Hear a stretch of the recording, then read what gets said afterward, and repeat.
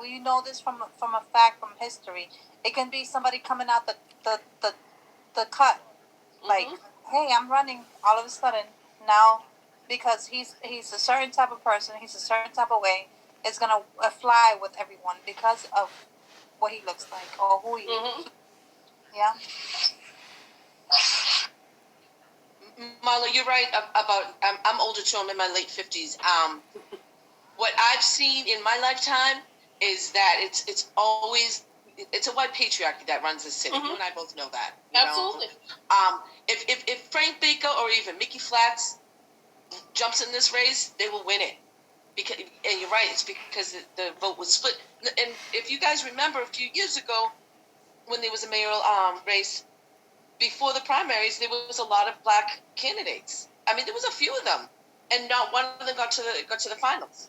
Instead of Tito, it became Mike Conley, and then and we had our choice between him and Marty. And I really want to see some more diversity in City Hall, just because there's so many people in this city that, and even some poor white people, they don't get served by these white patriarchy mayors, which includes Marty. I mean, they only want to serve, the higher ups in the Boston Police Department, the Boston Fire Department, and the unions that support white patriarchy type goings on in the city. And thank you, Paula. It just is what it is. So far, the only person that I've seen that even is remotely interested in trying to help is Andrea Campbell. Now, I have some issues with what she wants to do, but she's done more, and it's not even her job to help us. She's a district counselor in Mattapan. She's not our counselor. Anissa has done some work as well, but I don't, quite honestly, in the past 6 months, Andrea's worked a lot harder than she has, and again, she isn't our counselor. She was working, I met her twice last summer before Marty, before anyone knew that Marty was going to run, although I suppose they might have suspected it. So at least at the moment, she's who, if I had to vote tomorrow, she's who I would vote for. Andrew, you hit it right on the nail. You hit that nail. Anissa, grant you, we see now why she's offering a little bit more. I'm sorry. Let's call it. I haven't seen this interest until just now. I've been calling Anissa out for come on. Fortune God is United. I'm going to be real. Not in 2 years. I ain't seen it in 2 years. 2 years. And now I understand why. If you remember, when we met with her, she was blaming everything on COVID. She didn't take any responsibility. She's on the task force, and she blamed the whole thing. And she got really mad at me when I said, I don't want to hear the word COVID. I want to hear what you're going to do. And you could see fire coming out of her eyes. But, it's... Bingo. I wish my boss would let me point fingers and at other people and say that's why I didn't do my job. That'd be awesome. I could ride my bike every day and just come in and show up and point fingers at Domingos. I'd love to be able to do that. I'd be like, and you, and how about you? But Janina, isn't Anissa married to a developer? Yes.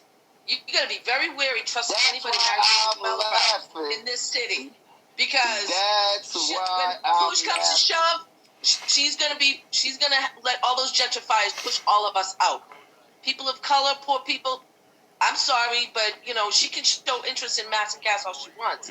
But push comes to shove, she'll back that movement before she backs us. Well, she's on the task force too. I'm just saying. Again, we have to bring the facts to the facts, right? And this is why I just say it. What I'm saying is, Anissa, yes, she is now spoken out. But it's been 2 years since I heard her. 2 years I have asked her 2 years ago. 2 years ago about this situation. We have addressed it. We went and stood and testified. Jada testified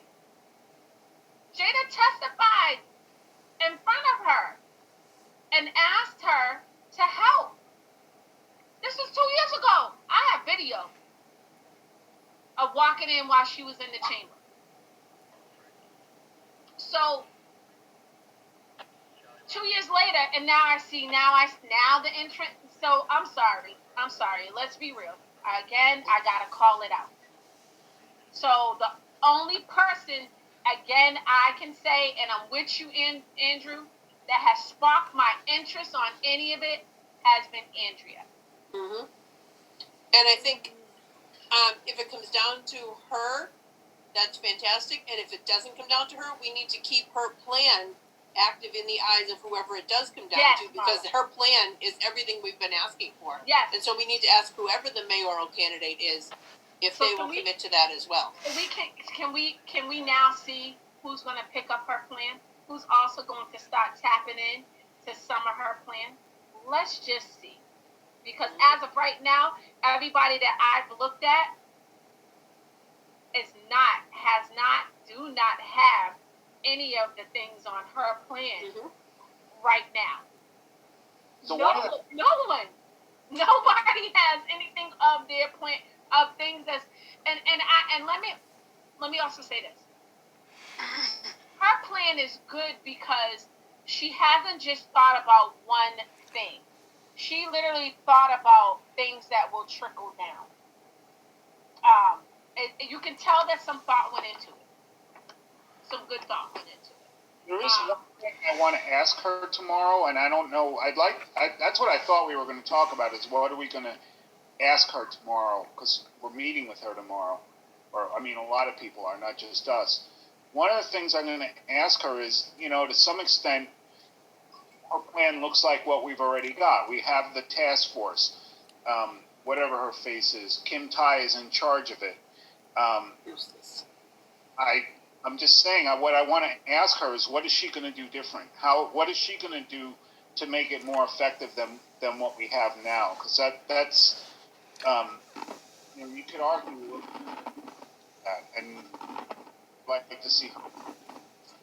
I liked that she said she would have a chief for Massincast, like a concierge person who was in charge of knowing all the services and all the nonprofits and all the everything that operates within this sphere, to much more effectively connect people with what they need, such that if they're homeless, they talk to this group. If they're homeless and substance users, they talk to that group. So the people aren't sort of floundering around looking at the city's website or calling 911 or 311 or all these other things and having to wade through so much nonsense trying to figure out what it is that they need. So when she said that, I found that to be very compelling. And what I mean by she thought about it, or she thought more, and she takes it to the next step, she said she said someone that had been and done this job before. Someone qualified for it. That's what I'm talking about when I say I feel like she thought about it. I also like the fact that she talked about 24-hour service. Oh, I absolutely, especially on a day like today. Has anybody heard that? Has anybody heard that? Andy. Andy wants to jump in. Andy got a thought he wants to get in there. No, I was going to say I love the plan, but I want to see her get more specific with, and really, maybe I don't know, maybe it's not right to have her trash the task force in that meeting, but I'd like to see her contrast what she's doing. Like Mingo said, they have Marty Martinez and King. They are in charge of that right now. So what is the person that she's going to nominate? What qualifications are they going to have, or what are they going to do? Andy, can I add something to that so everybody can understand? So was William Christopher. He got picked up on extortion and bribery charges. Remember that guy who came out to us and talked to us at the South End Library and told us that, the sky's blue and the sun spins around the moon? Yeah, he thought we was really going to go for the gopher. And the reality is, all they're doing is regurgitating the same BS they've been regurgitating for years. Yep, the Buddy had all kinds of plans. If we hold them accountable, the plan works. If we don't hold them accountable, it's another plan. Can I just jump in with it? I don't know what it is. A statement, a thought, not fully formed thought just yet. But I'm concerned about the election, obviously, but I'm also concerned about like the next 8 to 9 months on mass and cast. Like we all know, it ramps up in the spring, the summer gets worse, and if everyone's focusing on their plans and things they'll do when they're mayor, like what's actually going to happen this summer? And the reason I ask is because of all these candidates that are running that are city council people, they're still responsible even though they're also running. So, Andy, for tomorrow night, I don't know if, and I'm just kind of thinking out loud here with Andrea. It's like, I like your plan, but like, how can you also demonstrate in your current role? I know you're from Mattapan, but like, you're still Boston. Like, that we can trust that you actually care and will do this. Like, hey, or if Kim Janey is the one that's ultimately responsible now, right, and not Marty, because I wasn't even sure. So thank you, everyone. Like, hey, Kim, would you be willing, to not get your salary or withhold your salary, for the spring and do pay by performance like lots of people do? If you can show us that mass and cast is better, people aren't overdosing as much. Of course, we would need data to know that, but whatever, we can deal with that later.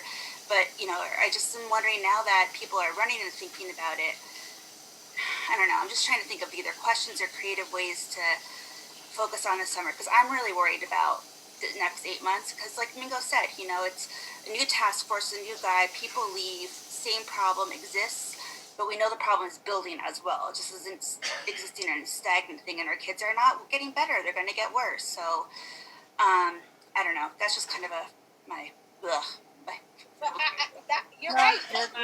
you're right. At this point, we don't need disposable advocacy no more. Because honestly, that's all I hear is disposable advocacy. They come in, they give you this whole, great agenda. Yay, we stand. Oh, we like it. And the next thing you know, they get a seat at the table, and it's like, well, what happened though? We had all these conversations. What happened? And I think that what people got to understand in this group is that we tired. So we've already gone the diplomatic way. We've tried to send tons of emails.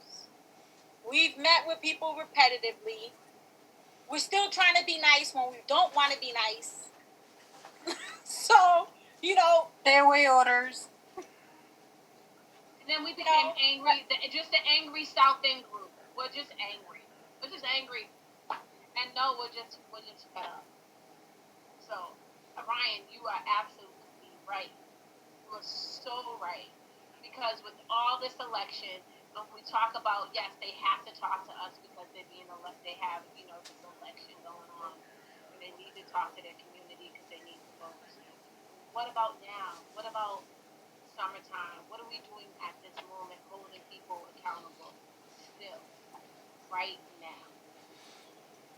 I mean, remember when we had the walk with Andrea Campbell?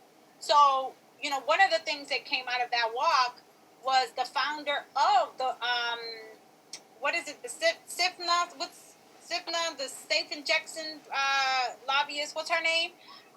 She went online and said that our walk was a poverty tourism? What was it, Marla? Poverty tourism. So let's talk about Classy Miss Cassie. Classy Miss Cassie, yes, girl, because we about to talk about you today. So hey, let's talk about that. Let's talk about this, right? So she's the founder of this organization, right? The founder who, in my opinion, professionally, should be building a relationship with the community so that we can understand their level of advocacy, how we can work with them to find a happy medium, right? So she, along with some of her other people, the supporters, I'm not sure if they work there, I don't know, but they're constantly coming for us on Twitter. But how are we supposed to feel as community members when a person who's lobbying for a certain level of care in a community that's already saturated with services is going on Twitter attacking us for saying, hey guys, what's up? So it's not poverty tourism when developers who are also married to candidates, who are married to elected officials, that are coming into our community and are buying us out. Because technically, I would still be in Boston if I wasn't paying the amount of money in rent that I was paying in Boston to not have parking, police sirens all day, every day. You could barely sleep at nighttime. I would have still been in Boston if I could have afforded living in Boston. But then, again, we have the founder of excuse me, gentlemen, attacking us for being concerned citizens and saying, hey, what's up? This is not poverty tourism. For me, I see poverty tourism so differently because they keep buying out Roxbury, Dorchester, Mattapan. People are leaving Boston to live in different communities. They, again, don't have the resources that Boston, because I know when I first moved to Randolph, the first 4 or 5 years, I was still doing everything in Boston. Medical care, everything, because it wasn't nothing locally to me. And they didn't have the great reviews or the great services like Boston. So it's, to me, I had to just throw that out there, classy Miss Cassie. I took that personal, and as the stiff no, whatever it is that the organizations call, I take it personal that the residents of the South End of Roxbury can't meet with their elected officials to have them take a look about things that you or your organization and what you're fighting for and what you're lobbying for has not done with the community so that we can better understand what you're trying to bring to the table.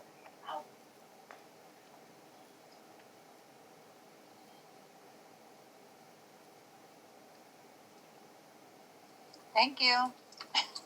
That's all I can say. Hey, listen, it's a lot. And the more you unravel this onion, the more you start to cry about the situation, because it's deep. It's been neglected by elected officials for the last 10 plus years, and we're even ones that moved on. I'm gonna call it what it is, right? Dina said, "Call a spade a spade." There's elected officials that people support and continue to support who neglected to deal with the situation when they were here in the positions and moved on to the next. This is what they do in Boston. Boston is a stepping stone for a lot of individuals in the political arena. It's always been like that since the Kennedys, right? The Kennedys were, the Massachusetts ideal politicians, the families, the ideal. But we who are now here trying to address not only what goes on Mass and Cass, we're also trying to deal with other issues that reflect on the city. Folks reach out to us for numerous things. There's no reason why we have to post a photo of a missing individual and we locate them within a few days. In some cases, a few hours, because the city neglects to provide that service. I love everything we do and everything about this group, but we shouldn't have to find families shelter after a fire. We shouldn't have to come together to help put resources together for folks, but we do because we care. There's no resume. You're so right. Can we talk about that though? Go deeper into that though. You have to, because no one talks about that. Nobody says when they mention our name, they only mention how we don't want people here and how we want they don't talk about that. And maybe it's because we don't put it out there like that either. We don't talk about what we do. We don't talk about, oh, look at us. Did you know what? We found that person that they've been searching for their family member for so long. We don't throw that on our page. We don't talk about that, right? Well, I'm going to tell you just this. Do it. Talk about the amount of food we gave out. I think we done gave out maybe about a couple of thousand plates of food. Not only in Boston, we're in Cambridge and we're moving to other cities. We'll be in Brockton. We don't throw it out there. Well, so would we be wrong if we put that out there? We talk about how much clothing we gave out this winter. How much we collected. We don't talk about that. You know why? Because we're not looking for a pat on the back. We're not looking, and I you guys know I'm getting so upset. We're not looking for any of that. I'm going to help you. We're looking for change, okay? And we're going to get change if we just keep going, We're not going to quit. And then we don't need to talk about the good deed that we do for them, because at the end of the day, that's what we're doing, good deed for those people. Yeah. showing not a photo compassion op. and love. It's not a photo op. So And that's why I because, get upset when you get them messages and they say, "Yeah, Mingo, you looking for this? Mingo, you looking for that?" No, because I'm gonna be real. I haven't seen nobody out there doing what you do. I haven't seen nobody out there. None of these constituents out there picking up needles. Not one. Not one. So it does bother me when they attack us. It doesn't bother me when they attack people in the group that I care about. Because we're not looking for that pat. We're just looking for services for people that deserve services. And these people that come at us, you know what I say? Come on. Because in the end, my resume is going to be, my resume to my services is going to be bigger than yours. It's going to be bigger than yours. Watch out, I'm coming. We're going to go to the new mayor's house. What about that? Huh?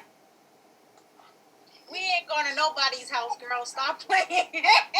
Listen, after Yeah, we're gonna call that we ain't going to nobody's house because ain't nobody getting locked up and the feds ain't coming looking for us. So absolutely Someone not. call me? Someone mention my name? No. I mean, I'll do it. You know what I'm saying? I go. It's my turn. Oh, where was the developer? I see him over there with the small scale models that he putting together. A little birdhouse. Oh man, you been quiet. You just sitting back. What's going down, bro? That's his therapy right now, man. Putting that birdhouse together. Let me see it, William. And the fat pigeons we got in the hood ain't gonna fit in there. Yeah, in your hood in Hyde Park, I live by Franklin Park, bro. I got chickadees looking for food. You got turkeys running around your neighborhood. This is just the beginning. and It's a little. I want to say hi. What is? He's still got a kid inside of him. The man is making a birdhouse on a zoo. It's not the kid. It's the ex-convict in me. Are you crazy? That's the business man. Where's the baby? The baby want to say hi to us. Leave Will alone. Nani wants to say hi. Hi. Say hi. Hi. Hi. Hi. Hi. Oh. this is what I appreciate from us, that we can still sit here and laugh, and we can, baby. you know, this is what it's about, you guys. It So really is. I could say one thing about humor and what I learned in my class, labor class with radicals.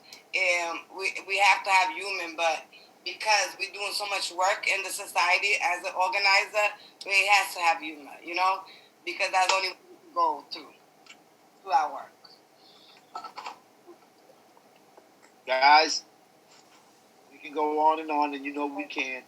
We're already into like 2 hours of this. Tomorrow, we all can join just to show the numbers. And if we can create a couple of questions that we can put in the group message, and we can pick those specific questions and have maybe one or two of us ask. So like that, it's not, all 15 of us going at them. But just to let them know that we're not walking away without a fight. They're not just going to sell us some plan and then expect us to just back off. I've had side conversations with Andrea. I've had side conversations with just about all the electeds. And, my thing with them is, listen, man, this is not personal. This is business. I like you as a person, but as a business individual, you're not holding your end of the bargain to the constituents that you're supposed to represent in the positions that you hold. We are stakeholders. We own dividends in this company, in this city. And if you continue to operate the way that you do, we're going to vote you out. We will come together and back who we find to be the best candidate as mayor as councilors at large and as district councilors. So at the end of the day, we're not just spinning a hamster wheel. We're going to help our city by holding ourselves accountable first and foremost, and then hold these other individuals who are going to be sitting in these seats for 2 to 4 years, some 6, and let them know that enough's enough. We're not going to continue to pay property taxes at an all-time high and then get zero for services. The services that we get does not reflect the quality of life that the governor in Swampscott sees. His property tax and his property value is the same as mine. Why is it that his comfortability is more important than ours? And again, it goes back to position and power. And I don't want to get into that white and black stuff because to me, the only time white and black matters is when I'm doing electrical work. Touch the black wire, you will get shocked. Touch the white wire, you might get lucky. So we need to be very strategic about how we move forward as a group. And the folks who are watching us on Facebook, you're more than welcome to join us. You don't have to be wrapped too tight. You just got to be wrapped for an hour. That's all we're asking you is to be cool for 1 hour. Share your input. Be respectful to the rest of the people on this call. Share your input. And remember, you're going to disagree. And the disagreement is how we move forward. By not agreeing to disagree, but agreeing on a disagreement so we find a solution. This is why Mass and Cash has gone on for so long.